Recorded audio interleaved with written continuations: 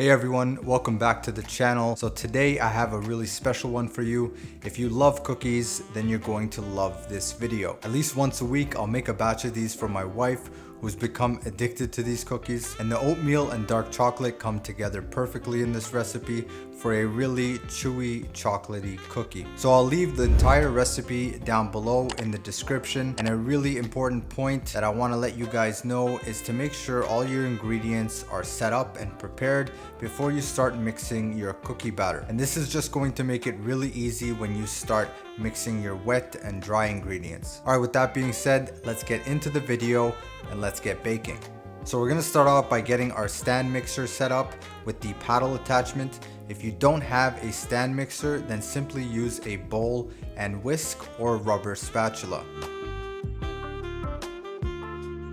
So then you're gonna add about 1/4 of a cup of room temperature butter along with your white and brown sugar into the mixing bowl. Then you're gonna set your stand mixer on low and incorporate these together, and this is what's called creaming.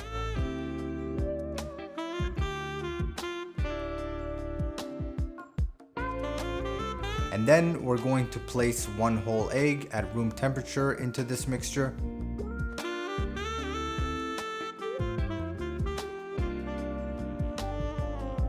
Followed by your vanilla.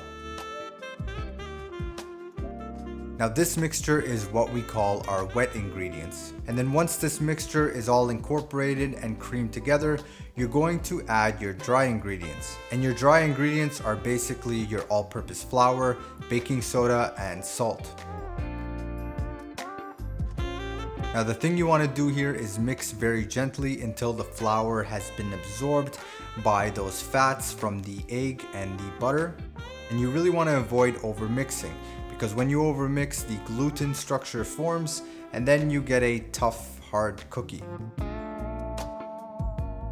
Alright, so now that your cookie batter is complete, we're gonna start folding in our oatmeal and our chocolate. Now what I like to do is cut up my chocolate into bigger chunks, and this is going to allow the chocolate to spread evenly across your cookie.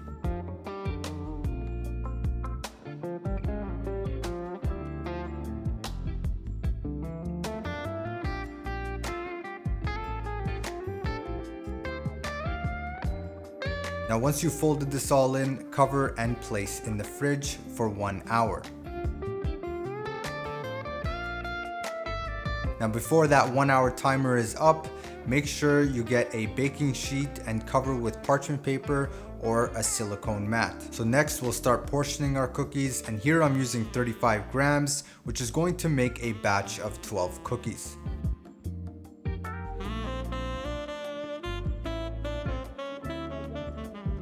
Once your cookies are all portioned onto your baking sheet, place in the oven at 370 degrees Fahrenheit. And we're going to bake these for about 12 to 15 minutes. What we're looking for here in regards to doneness is when the edge of the cookie starts to brown. And when it starts to brown, that means that the bottom has browned completely and we can remove from the oven. Now we're gonna remove from the oven and let them cool for about 10 minutes. And then once they're cooled, we're going to remove them and place them on a wire rack for about 20 minutes.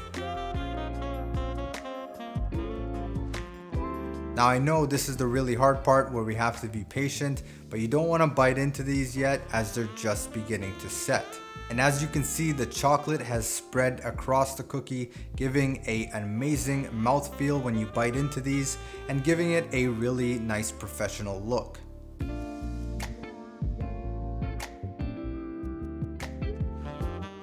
Well, that is it. I really hope you enjoyed this video, and if you haven't already, definitely subscribe to my channel and comment down below on what kind of pastries you would like me to make next. I have so many recipe ideas and dishes that I want to make, and I keep a list, and I keep adding on to that list every time you leave a comment and suggest a recipe or a dish idea. And to everyone who's been here when I had less than 1,000 subscribers, you are the real chefs. A lot actually goes into making these videos, so I really would appreciate your support. So with that being said, I hope to see you in the next video, but until then, keep on cooking.